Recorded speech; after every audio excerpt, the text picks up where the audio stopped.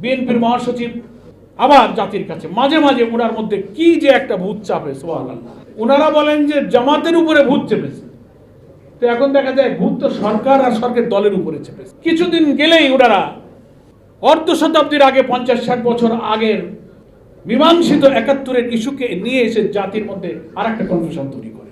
ওনারা প্রশ্ন করেন, পার্লামেন্টে প্রশ্ন করেন 71-এর ভূমিকা অমুক দলের কি ছিল, তমুক দলের কি ছিল, আপনাদের কি ছিল। আপনারা জানেন না সেই পাকিস্তান আমলের সেই সময়কার রাজনৈতিক বাস্তবতায় অনেক রাজনৈতিক দল ভারতীয় আগ্রাসন থেকে বাঁচার জন্য কি ভূমিকা কোন দল পালন করেছিল, সেই দলের সেই সময়কার নেতৃবৃন্দ তার ব্যাখ্যা, তার বক্তব্য জাতির সামনে তারাই তখন দিয়েছে। তারা এখন অনেকেই দুনিয়াতে নেই, সে ব্যাখ্যা কারো পছন্দ হতে পারে, না হতে পারে, সেটা রাজনীতির বিতর্কের বিষয় হতে পারে। কিন্তু যে ভাষায় বাইরে এবং পার্লামেন্টে আপনারা কথা বলেন, প্রশ্ন করেন, তাহলে আমাদেরও তো প্রশ্ন আছে, সেই জবাবটা তো বিএনপিকে দিতে হবে। সেই জবাবটা দেন।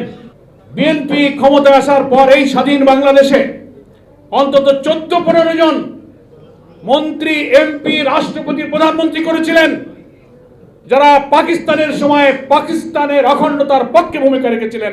বাংলাদেশ তারা চাই। জবাব দেন। সে তালিকা পত্রিকায় মিডিয়ায় প্রকাশিত হয়েছে, আমরা বলতে পারি না। আপনারা সেই সময় অখণ্ড পাকিস্তানের পক্ষে যারা পাকিস্তান ভাঙতে চাননি এমন ব্যক্তিকে আপনারা রাষ্ট্রপতি করেছেন, প্রধানমন্ত্রী করেছেন, মন্ত্রী করেছেন, এমপি করেছেন। এই বিএনপির মধ্যেই তা আছে, তার তালিকা সোশ্যাল মিডিয়াতে ভাসছে। কেন করেছিলেন? জবাব দেন।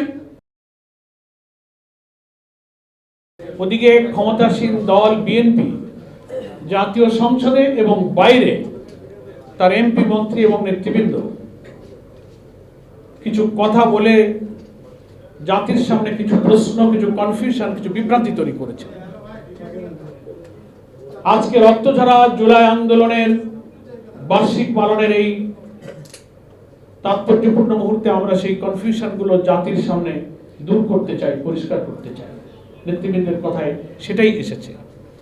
দু একটা প্রশ্নের জবাব আমরা না দিলে জাতিকে বারবার ক্ষমতাসীন দল বিভ্রান্ত করার চেষ্টা করছে। সেই সাথে যোগ দিয়েছে, দুঃখজনক হলেও, দু একটা ব্যবসায়ী কর্পোরেট গ্রুপের দু একটা সংবাদপত্র ইদানিং কালে সরাসরি রাজনৈতিক দলের এজেন্ডা বাস্তবায়নের জন্য এমন ভাবে ওনারা রিপোর্ট করছেন, লিখছেন, প্রতিবেদন তৈরি করছেন, মনে হয় যে ওনারা একটা রাজনৈতিক দলের মুখপত্র হয়েছেন। বড় ব্যবসায়ী কর্পোরেট গ্রুপের সংবাদপত্রের ভূমিকা এটা হতে পারে না। ঠিক আছে, আপনি যদি কোনো পলিটিক্যাল এজেন্ডা নিয়ে থাকেন, বিএনপি যদি আপনাকে কোনো অ্যাসাইনমেন্ট দিয়ে থাকে, আপনি ঘোষণা দেন যে আপনার এই পত্রিকা রাজনৈতিক উদ্দেশ্যে কোনো পলিটিক্যাল এজেন্ডার জন্য আপনি পরিচালনা করছেন, আপনি একটা দলের মুখপত্র, এটা ঘোষণা দিয়ে আসেন। কিন্তু আপনারা তো রাজনীতি করেন না। তাহলে আপনাদের গণমাধ্যমের চরিত্রের যদি এত রাজনৈতিক প্রতিহিংসা এবং মিথ্যাচার হয়, তাহলে আমরাও কি গণমাধ্যমের এই কথার প্রতিবাদ করতে গিয়ে আমরাও কি সেই অনাকাঙ্ক্ষিত পথ ধরবো? আমরা সেটা ধরতে চাই না জামাত ইসলামী। এবং এই গণমাধ্যম বিশেষ কর্পোরেট হাউজের ব্যবসায়িক মালিক জুলাই অভ্যুত্থানের রেজিম চেঞ্জ হওয়ার আগে ফ্যাসিবাদ যখন ক্ষমতায় ছিল, এই পত্রিকাগুলো তাদের প্রতিনিধিত্ব করেছে, নির্লজ্জভাবে তাদের কথা লিখেছে। তাদের সম্পাদকরা যারা ছিলেন, রিপোর্টিং এ যারা ছিলেন, নির্দ্বিধায় ফ্যাসিবাদের দালালি করেছেন, অর্থ খেয়েছেন।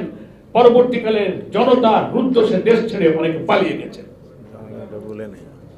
এটা তো বলে নাই, আপনি হঠাৎ করে রুট চেঞ্জ করে ফেললেন। আমি এই কর্পোরেট হাউজের ব্যবসায়িক গ্রুপকে অনুরোধ করব, গণমাধ্যম এবং যে কোনো মিডিয়ার দায়িত্ব হলো সত্য সংবাদ পরিবেশন করা। ইউরো জার্নালিজম, হলুদ সাংবাদিকতা, কোনো বস্তুনিষ্ঠ সাংবাদিকতা নয়। জাতি, গণতন্ত্র, দেশ, সভ্যতাকে এই সব সংবাদপত্র এবং সাংবাদিকতা ধ্বংস করে। আপনারা এই অপরিণামদর্শী পথ থেকে ফিরে আসুন। সেকেন্ড কথা হচ্ছে, আরেকটা কনফিউশন, বিএনপির মহাসচিব আবার জাতির কাছে মাঝে মাঝে ওনার মধ্যে কি যে একটা ভূত চাপে, সুবহানাল্লাহ। ওনারা বলেন যে জামাতের উপরে ভূত চেপেছে। তো এখন দেখা যায় ভূত তো সরকার আর সরকার দলের উপরে চেপেছে। আমাদের হামিদুর রহমান আজাদ ভাই প্রসঙ্গটা তুলেছে। আমি একটু পরিষ্কার করি, কিছুদিন গেলেই ওনারা অর্ধ শতাব্দীর আগে 50-60 বছর আগের মীমাংসিত 71-এর ইস্যুকে নিয়ে এসে জাতির মধ্যে আর একটা কনফিউশন তৈরি করে। ওনারা প্রশ্ন করেন, পার্লামেন্টে প্রশ্ন করেন, 71-এর ভূমিকা অমুক দলের কি ছিল, তমুক দলের কি ছিল, আপনাদের কি ছিল, আপনারা জানেন না?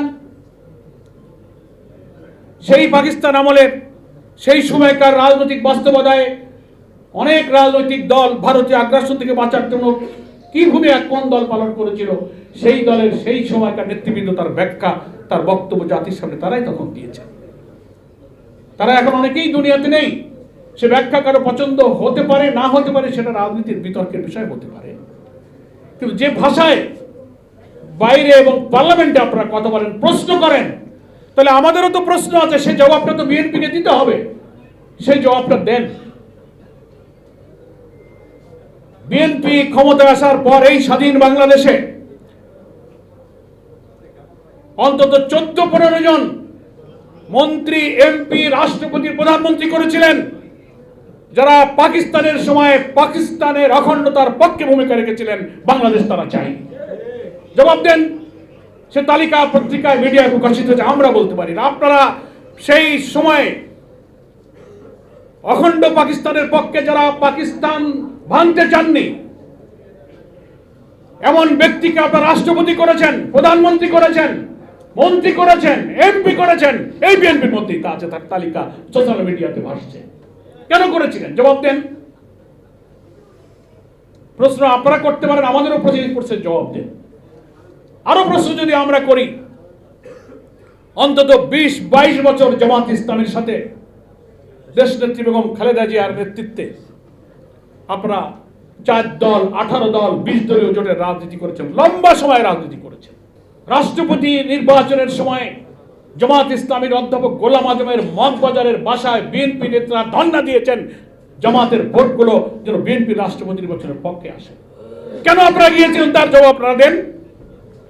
ওই জবাবের মধ্যেই কিন্তু এই প্রশ্নের উত্তর আছে। আপনি বারবার জাতিকে বিভক্ত করার জন্য, জাতিকে বিভক্ত করে আবার ফ্যাসিবাদের হাতে দেশকে তুলে দেওয়ার জন্য জামাত ইসলামীর বিরুদ্ধে কোনো রাজনৈতিক, যৌক্তিক, নৈতিক কোন যুক্তিকতার হাতিয়ার নেই বলে আপনি একটা পুরানো মীমাংসিত ইস্যুকে আপনি বারবার জাতির সামনে এনে যে আশা এটা করেন, এই আশা আপনাদের পূরণ হবে না। এই আশা যদি পূরণ হতো,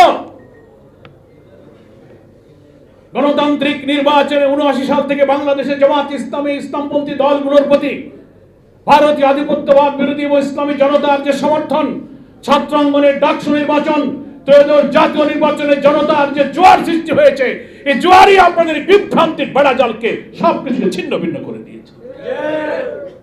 জবাব দেন। আমি তো মাঝে মাঝে বলে থাকি, সঙ্গে থাকলে সঙ্গী, না থাকলে জঙ্গি। তা 20 বছর আপনারা জামাত ইসলামের সাথে জোট করেছিলেন, দেশনেত্রী বেগম খালেদা জিয়া জীবিত ছিলেন, প্রেসিডেন্ট ভোটের জন্য আপনারা অথবা গোলাম আজমের বাড়িতে গিয়েছিলেন। এই 20-22 বছর যেসব প্রশ্ন তোলেন নাই, কেন তোলেন নাই তার জবাব দেন। পার্লামেন্টে জবাব দেন। যেই কারণে জামাতের সাথে আপনারা জোট করেছিলেন, এই কারণে গোলাম আজমের কাছে বিএনপির রাষ্ট্রপতি পক্ষে ভোট চাইতে গিয়েছিলেন। 2001 সালে নিঃস্বার্থভাবে 91 সালে নির্বাচনে বিএনপি সরকার গঠন করার জন্য সংখ্যাগরিষ্ঠ আসন পেল না। তখন জামাত ইসলামীর হাতে যে আসনগুলো ছিল, সেই আসন ছাড়া বিএনপি আর সরকার গঠন করতে পারে না 1991 সালে। সেই নির্বাচনে জামাত ইসলামী নিঃস্বার্থভাবে বিএনপিকে সরকার গঠনে সাহায্য করলো। আমরা কোনো মন্ত্রী চাইনি, আমরা কোনো কর্পোরেশনের চেয়ারম্যান হতে চাইনি, কোনো ব্যাংকের চেয়ারম্যান হতে চাইনি। কোনো স্বার্থ ছাড়া নিঃস্বার্থভাবে আমরা বলেছিলাম ইসলামী জনতা এবং ভারতীয় আধিপত্যবাদ বিরোধী শক্তির পক্ষের একটা সরকার থাকুক। কেন গিয়েছিলেন? জবাব দেন। পার্লামেন্টে জবাব দেন। আপনি জামাতকে প্রশ্ন করেন, জামাতের প্রশ্নের জবাব দেন।